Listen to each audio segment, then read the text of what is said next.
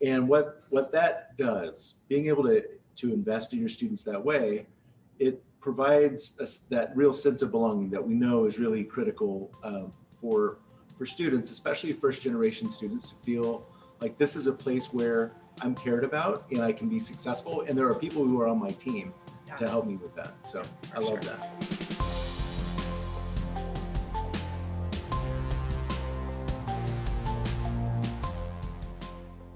Hello, everybody. Hi, welcome to the first episode of Cap and Gown. Yeah, we're so excited to be able to join you today. We have a lot of really interesting things to talk about. And we have been planning on doing this podcast for almost a whole year. Last year at this time, we were kind of in the middle of getting started, and then COVID hit. And so it's been postponed a little bit because we've had our heads down working.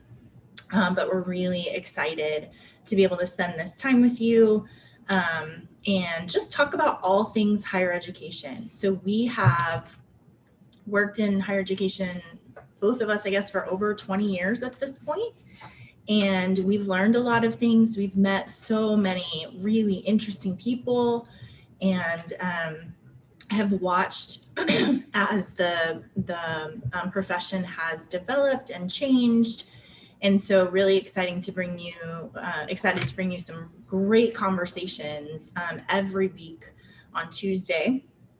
And we're going to have some amazing guests and just talk about kind of the state of the union and what's going on. So would you like to introduce yourself? I'm Matt Boisvert. I'm president and co-founder of Ferris Resources.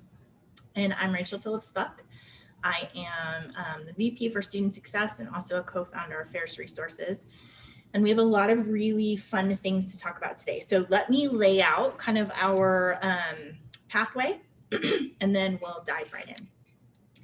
I want to talk a little bit about state of the union in higher education and some newsworthy items that have been coming out this week and last. I also moving forward, Cap and Gown will be really about new things in higher education and how it's going to be changing and trends we're seeing. But today we want to do an introduction of us.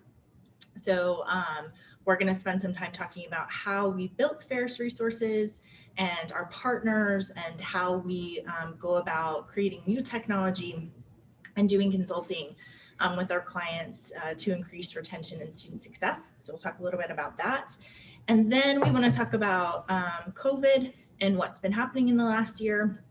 And then finally, we want to introduce our theme for this year, which I'm really excited about. It's going to help us guide our conversations as we talk at Cap and Gown, and I'm really excited about it.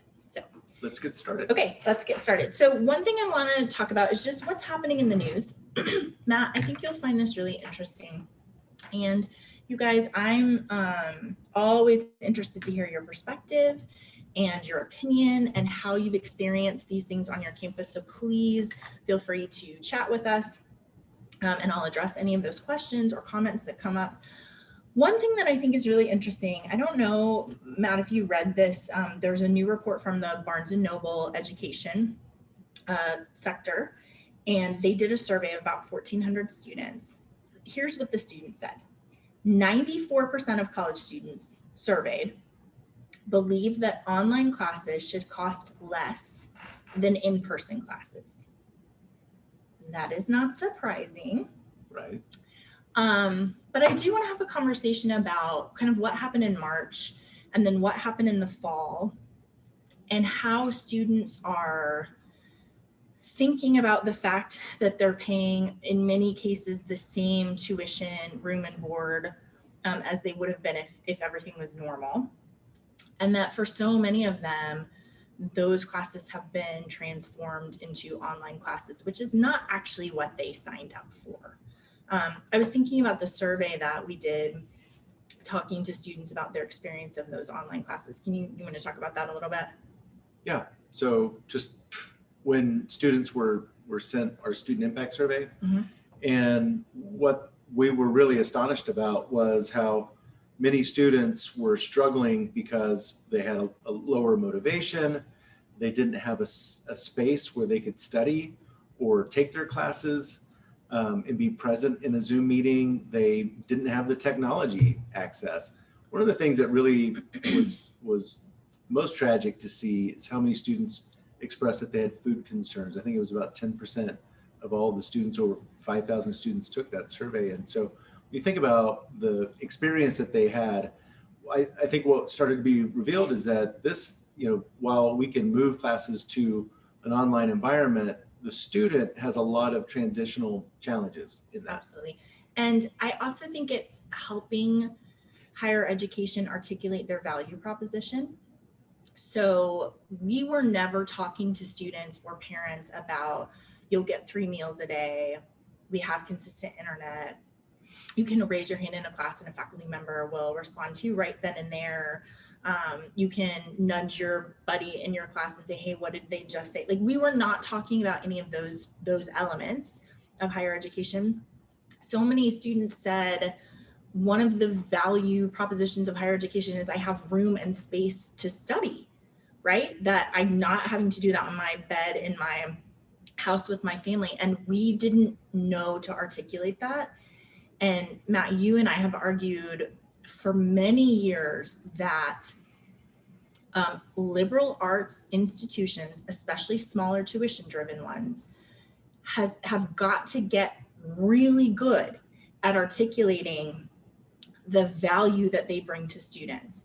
And we talk about academics, absolutely, but there's this whole other student development side. Right. Growing young men and women into mature adults. I just don't think that we've done as great a job of doing that. And this is going to be a place where it's going to become absolutely necessary. Very clear. Yeah. So I think this idea, the other thing that comes out of this report is that only 43% of administrators and 41% of faculty thought that online classes should cost less than in person, right? And we understand the business of higher education. We know that that's a hard sell because that revenue is incredibly important to institutions. But when you have 94% of your students saying we don't want to pay a premium for staying in our houses and doing online classes, I think you've got to make some changes to what you're doing. The other interesting thing that came out of that is, what services do students need? So we're not talking academics. They want career help, which you have a lot to say about that. Yep. Student life services. So all of the community part of college, like mental health support, and then academic support services, so tutoring. And those are the things that are really value adds for students, as opposed to just kind of taking an online class. I think that idea of career as an outcome driver is critical. Well, what we've seen lately with the role of family support and students having that family support, the career piece is really important particularly for first generation students, where giving those students that vision, the opportunity for them to articulate to their family the value of this college degree and how that's going to change their future is really important. Yeah, absolutely. And we talk about the vision. That vision is incredibly important for them to hold on to for all 4 years, so that they're not then getting sidetracked and trying to figure out why they're doing this and why they're spending all the money that they're spending. So right. That's in the news. Another thing is, have you heard about this idea of ghost kitchens? I have not. Okay. Well, I think it's genius.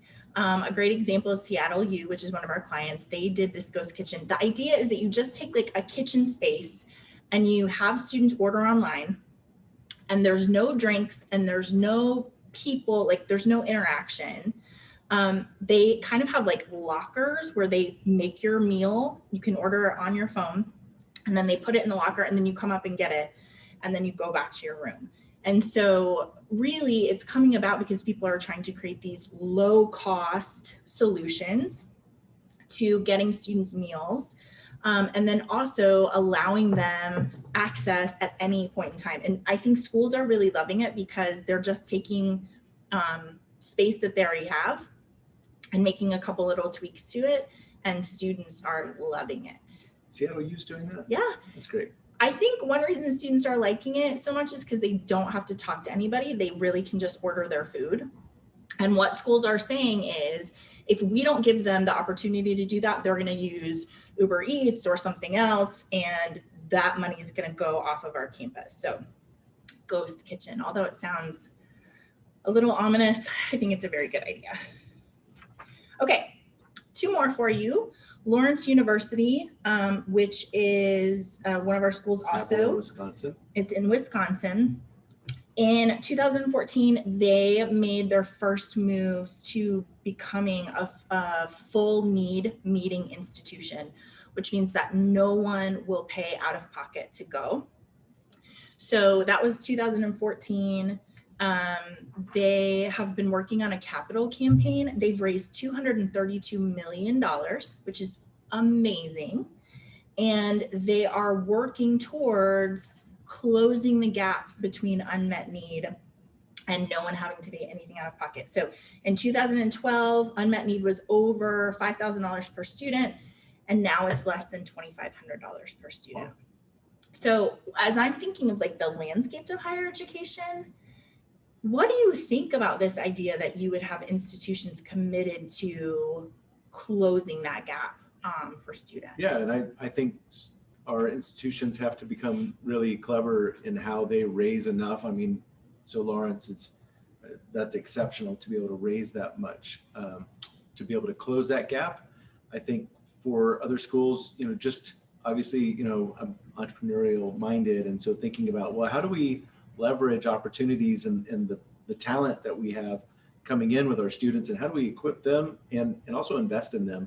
So when they have ideas, they can, it's a way of funding future opportunities in students. So yeah, and that question of student debt, I think, is going to be something that we have to tackle, because you have a lot of students that are really overwhelmed by their student debt and there's no way out of it. And so it's, as we're thinking about higher education and how it's breaking and how it's changing and the ways that it's going to evolve, I think that's a thing that schools are really going to have to figure out.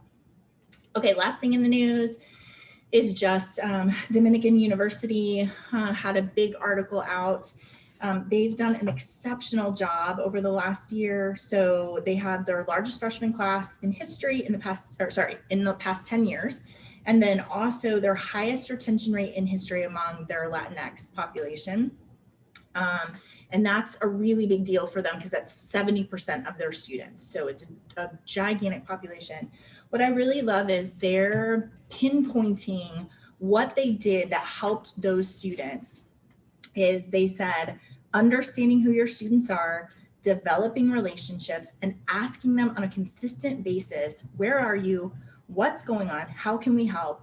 The more you do that, the more feedback you get, the quicker the response time, and the more refined the interventions can be to get ahead of their issues. So I love that. That's Dr. Barrington Price. They're relentless. They are relentless with their students. And Matt, you and I were talking about this the other day, and you were talking about how this is about trust, right? This is about telling students to be assured that someone sees them. Can you say more about that? Well, one thing that I love about what they're doing is that they're being very intentional about hearing from their students, but the way that they're building trust is they're reacting to what students say. And so based on what the student says, I mean, they stay engaged with the student, they follow up with them. And what that does, being able to invest in your students that way, it provides us that real sense of belonging that we know is really critical for students, especially first generation students, to feel like this is a place where I'm cared about and I can be successful. And there are people who are on my team to help me with that. So I love that. So congratulations. That's a really awesome thing to have accomplished, especially given what's going on in the world. So really excited about that. Okay, so let's move on now to how we built this. Do you know this podcast, How I Built This? You've talked about it. I've never listened to it. I love it so much because the stories behind companies are really, really powerful. And I think they just help you understand their foundation and where they come from. And so I am going to treat you a little bit like a guest in this section and just ask you some questions. So All right. you went to ACU, Abilene Christian University, for your undergraduate degree, and then you went to Arizona State and got an MBA. And did you have like an emphasis, or is it just an services marketing? Services marketing and management. Okay, and then how did you end up back in Abilene? That's a great question. My mentor, Rick Lytle, he was the dean of the College of Business at ACU, and he, as I was finishing my MBA program, he reached out to me and asked me if I would come back. He had a vision for building a career center for the College of Business, and would I want to bring my services excellence perspective and help build that. It was a really unique opportunity. Also, the opportunity for me to see to kind of dip my toe into teaching and see if that's something that I actually wanted to do. That was part of my 20-year plan, was to come back and teach. And so we came back to ACU, and I launched the Career Center for the college. And then after a few years, went and took that model to the university. And that's when we started the Office of Career and Academic Development.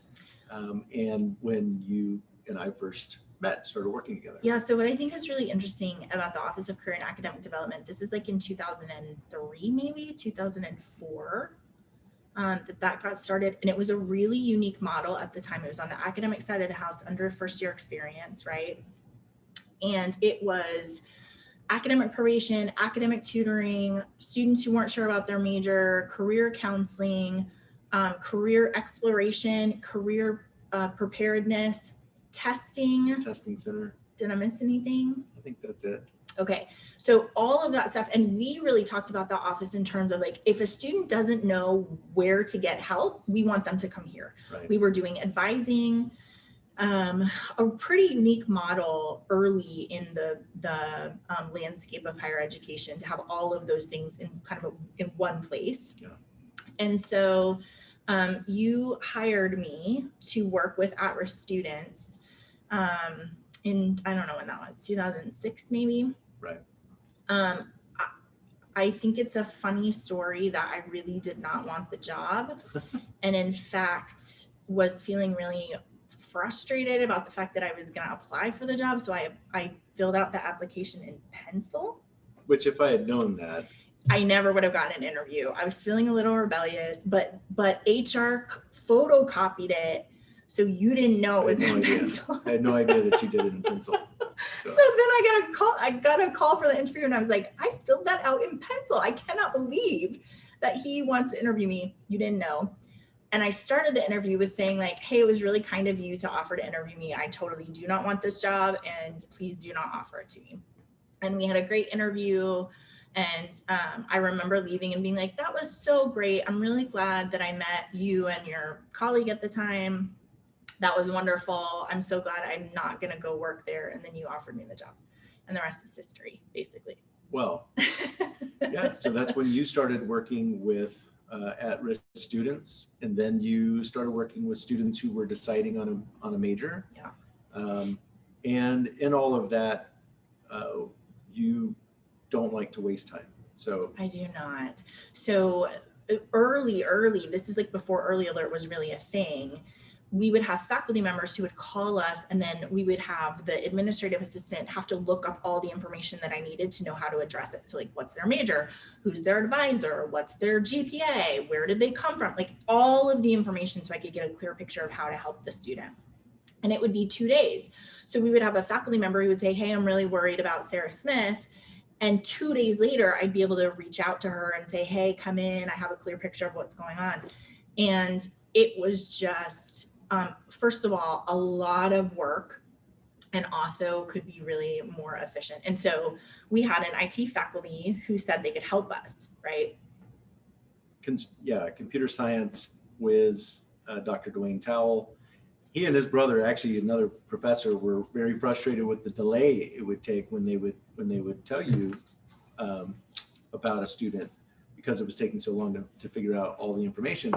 And so he offered to work with you in building a program and designing software to solve that problem. So yeah, and so it's really fun. I had somewhere, oh here, I looked up, I found my notes from 2006. This is where our technology started in this folder.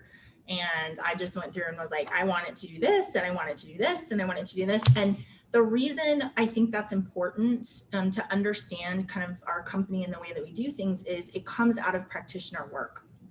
It wasn't somebody else saying like, oh, we think you should do this. It really comes out of our experience in doing the work and crafting a tool to fit what we needed. So I think that's really important. So then Matt, you kind of transitioned to faculty. Right. Went to teach full-time in the College of Business, left OCAD, but also still loved and was passionate about the work of student success. So the short story is I saw a huge opportunity to help other schools do the same thing that you were doing with the system that we had, and started the process of commercializing that. And so in 2008, we launched Ferris Resources. I bought the technology from the university and launched Ferris Resources. And the very next thing I did was call you and say, hey, how exactly does this work? Could you do a demo of this? Yeah. I know you've said it's really good, but how exactly does it work? Right. So we then, both of us left ACU and started working full-time at Ferris Resources. And in the beginning, it was us, and we had an intern, Shauna, which part of the story that I love is she's still with us this many years later. Yeah. And I think in the beginning, we didn't have tons of clients, but we did have a lot of time, and we had a lot of ideas, and we had a lot of words. And we spent those early years picking our partners to help us understand the best practices in the industry and the places we needed to make investment in technology, but also just learning everything we could about this craft of higher education, student success, retention. And it was pretty early in the sort of retention framework. People were not talking about it a whole bunch like they are now. Right. And we just spent a lot of time getting the foundation of our consulting and our software solid and right and powerful. And Matt, I was thinking about in the early days where sometimes we would turn down schools. Yeah. Which was scary. I mean, so yeah, starting a new company and having a school that we just knew they're not going to be a good fit for what we're wanting to build. Rachel, just thinking about your background with systems theory and my background with service excellence and how that comes together and the power of having a connected campus. And we knew early on what we wanted to accomplish. And so we needed partners who would guide the development, the technology features in that way, not in kind of a singular way like some other systems that were being built. And so we turned down some schools. And that was scary at the time, but it definitely, what it allowed us to do is have great partners who gave us great insights into what the real best practices are for relational retention and the things that we do. Which is, we have always been, there's a couple of things that Ferris Resources is really bossy about, and we have been really bossy about since the beginning.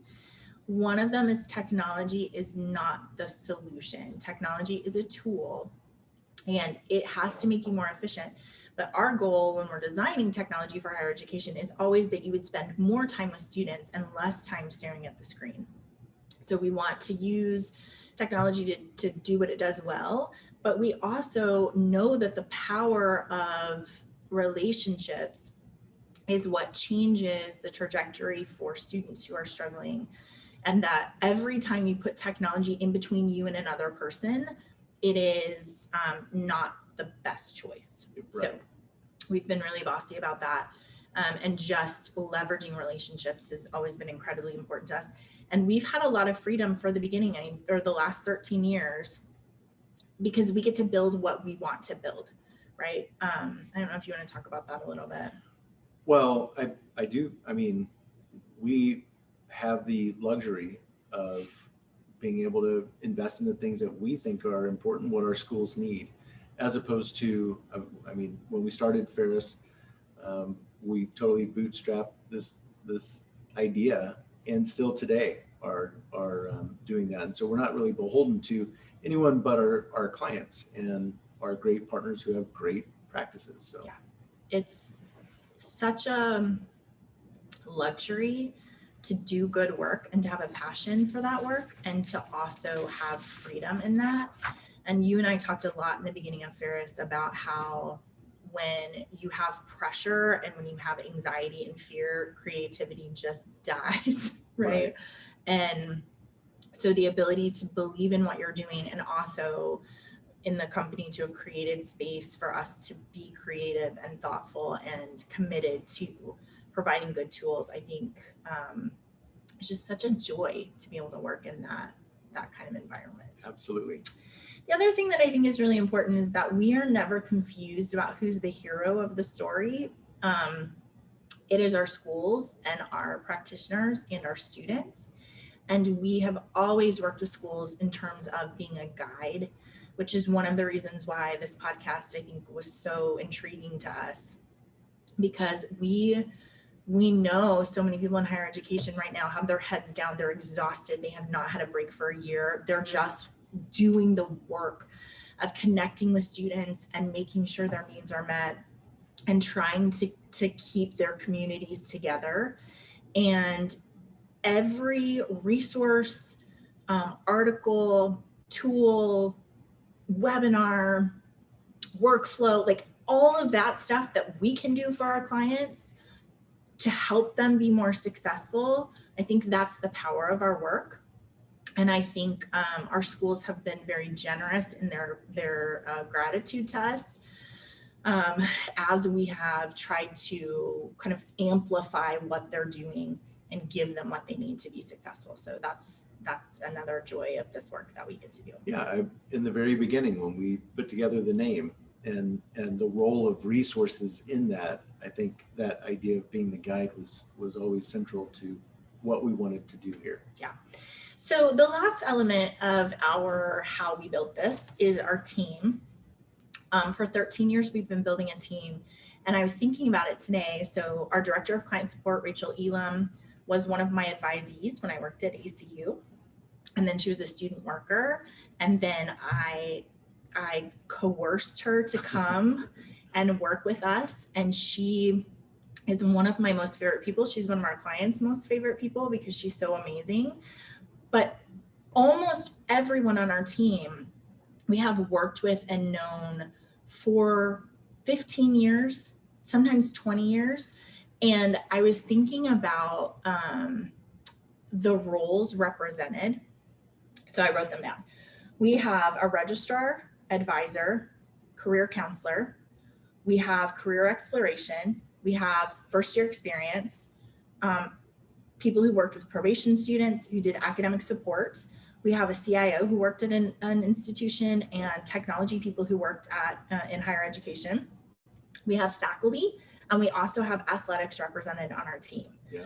So what that means is this really 360 view of higher education. And when I'm talking to a client and they're like, well, what should I do? What are some of the intricacies of academic probation given COVID and the fact everyone moved online, and what should we be doing? I go to Braden, who was working as the registrar, and I can say, hey, help me understand this problem. And she just gives me the checklist of what we need to think about in terms of that particular issue. So I love our team so much. I always say, no matter what the problem is, whether it's in higher education or out of higher education, the brains that we have in this company are the ones that I want working on the problem. These are the right people. These are the right people, and they're so committed and love the work. And we feel very fortunate to have the people that we have, because they're geniuses. Absolutely. So when I think about that, and I think about cap and gown, so when I think of cap and gown and all the things that go into that day when a student walks across the stage, yes, the student is a hero and has achieved something great, but you think about all the people who have supported that student. In the same way, I think about, cap and gown with our team, with our partners, as you were just talking about, all of the components to Ferris Resources, and how we can have a role in that success for your students as well. That's really powerful. Absolutely. Okay, so did I leave out anything about how we built this? Surely I did. I mean, it's been 13 years, so there's a lot of parts to it. That was the quick overview of the company. I wanted to talk just really briefly about COVID because there's a lot to say about it, but I think what's important is, as I alluded to earlier, in higher education, what we're seeing is COVID is revealing problems that we were having in higher education before, but there's no leeway for kind of covering those up in COVID. They've really been laid bare. So things that we knew were problems before have become more problems.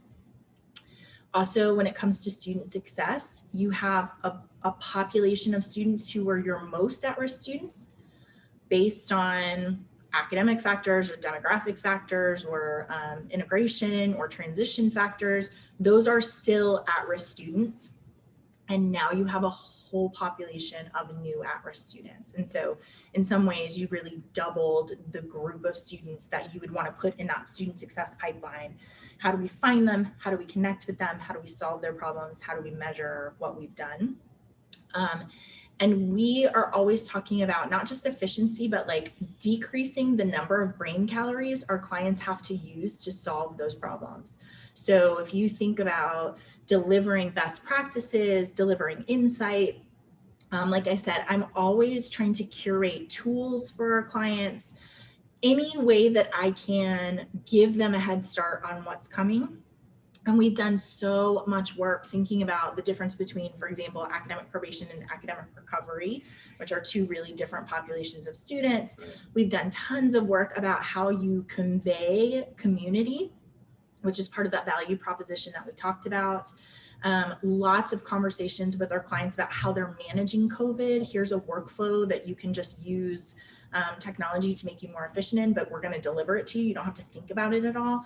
All of that kind of the resources that we've built for our clients has been so gratifying to see when everybody, we talk about it in terms of a marathon, but we don't know how long it is. So we're like in the 18th mile, but it might go on forever.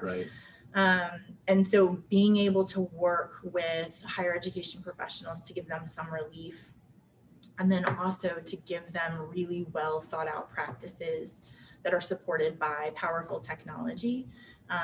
That's what I feel like we've been doing for the last year. I don't know what you think, what you feel like we've been doing for the last year. Well, I mean, it's really interesting when I think about this last year. We started January of 2020, and our theme was community. And we started talking about, the art of crafting community on your campus. And we know with our relational retention emphasis that community is essential. Yeah. And then when we started to see, early on, community is very different in an immediate way. We sent our students home. We're now putting them online. We had 2 weeks to figure out how to do this. And so, this last year, just seeing how that evolved and how our schools helped share their best practices. That's what we've been doing is what I love about go back to our team, like our development team, when they started to hear about the challenges with COVID, it was okay. These are new things that we can do and push those out really quickly. One of the biggest releases we've ever done in the history of the company was done in the middle of COVID, so that our schools had the ability, the tools, so that they could be more efficient and care for their students. So it was an incredible year for an understanding of community, and then how there are a lot of pieces of that changed or broke, and we had to be creative and figure out how to make that happen. Yeah, you said something the other day in one of our Spark meetings with the school. So Spark's data analytics, where we're helping them identify their most at-risk populations. And you were talking to the school about someday we'll have time and space to reflect on the work that we've done and the ways that we've engaged our students, and the processes and practices that we've tweaked that, although were created to fix kind of a COVID problem, man, what we're seeing is the outcome of those practices and processes is a huge impact on student success and retention. Yeah. And I love that idea that we're fixing something on the fly, which, let's be honest, if we were proactive about fixing those things, we would have had a committee and it would have taken us 5 years. Right? Because we in higher education tend to move really slowly and prefer consensus, and we like to be thoughtful. And so looking at so many schools who've had a much better persistence, retention and persistence than they thought they would have, because they revisited stuff that they had always been doing. And it's going to be, when all of this stuff is over, it's going to continue to make a dramatic impression. I'm just thinking, Rachel, about some of our schools where the president's role transitioned from fundraiser to calling their students who were quarantined. And that kind of connection with their students, I think it changed our presidents, where they have a new perspective, not just about how a student who's faced with quarantine is coping with COVID, but they learn things about the student experience that, not every president does that. And so that was just one example. You think about the student impact survey that we sent out as students were sent home in the spring last year. Well, that became a practice that schools are still doing now, because that was powerful. We need to hear from our students. So I'm so grateful for our partnership. And call campaigns, which went on over the summer, which in retrospect, you're like, how is it that, I understand because we take the summer off because that's the rhythm of the academic year. But then you think about a hard press for student success and retention throughout the summer, keep them close, check on them, make sure that they're coming back. I just think these are practices that are going to have a really high impact on student success and retention long after we stop saying COVID 5 times a day. Right. Okay, so that brings me actually to our theme for this year, which is going to help us in our podcast. It's called Kintsugi, and it's also referred to as the poetic mend or the golden repair. I have my Kintsugi plate right here. For those of you who are joining us on podcast, it's blue and it has kind of gold veins where the plate was broken and then it's been mended together with gold. You'll hear me talk more about that, but it's the idea that things can be broken and yet somehow we can stitch them back together in a really beautiful and useful way. And I think there's so many industries who are facing this, but I think higher education is one of the industries that has been really hard hit with COVID. And we're thinking in the future about how do we put the pieces back together, not the way that they were, but in a more powerful, more beautiful, more useful way. And that is really encouraging to me. So when I start to feel like I need a mental health day, because I'm like, oh my gosh, everything is broken, right? Yeah. The idea that yes, it's broken and we've got to mourn that piece because it's not going to be the same again. But then also we can have hope and we can make it better than it was before, I think is really encouraging. If you guys need a book to read, this is the one I would recommend. It's not so much about how to do kintsugi, but more about this like very deep and reverent process for mourning and then putting back together. So it's a great book. So that's our theme for that is our theme. So as we're inviting speakers to Cap and Gown, as we're talking about topics, that's going to be a thing that's really resonating. How can we make things better, and what things have you guys done that you are going to hold on to, even like I said, when all of this is over. We have a lot of different resources. If you're interested in all things higher education, we are working with our partners at Macmillan Learning to do a conference that's talking about bridging the gap between academics and student life, student development. Do not let me get on my soapbox about this because I feel very strongly about it. But the short version is students have no idea where the division between student development and academics is. Their experience of it is very cohesive. And if you told them like, oh, now you're in student development because you're in the res hall. Okay, now you moved over to operations because you're in the cafeteria. Now you're in academics because you went to, they would be like, I don't know why you're telling me this, right? Right. So we have got to get better about working across the aisle, breaking down silos, having a really clear, holistic picture of our students. Because it is a system and it's all woven together, and we have to figure out a good way to do that partnership. So we got to bridge the gap. If you're interested in that, we'll post more information down below. Also, we are starting the Summit Initiative, which I am thrilled about. This is another thing that has given me a lot of energy. Yeah. I would love to hear from you guys about how you are on your campus addressing the equity gap. Again, I will not get on my soapbox about this, but I will just say that there are a lot of things that are going on because of COVID, people taking gap years, deferred enrollment, family support, financial difficulties, technology issues that are making what was a embarrassing equity gap before even more difficult and significant. And so our Summit Initiative, we've just gone through and said, you know, over the last 13 years, here are the best practices that we have to address all of these issues. They're all things we've done before, and we've seen an improvement in retention and graduation rates.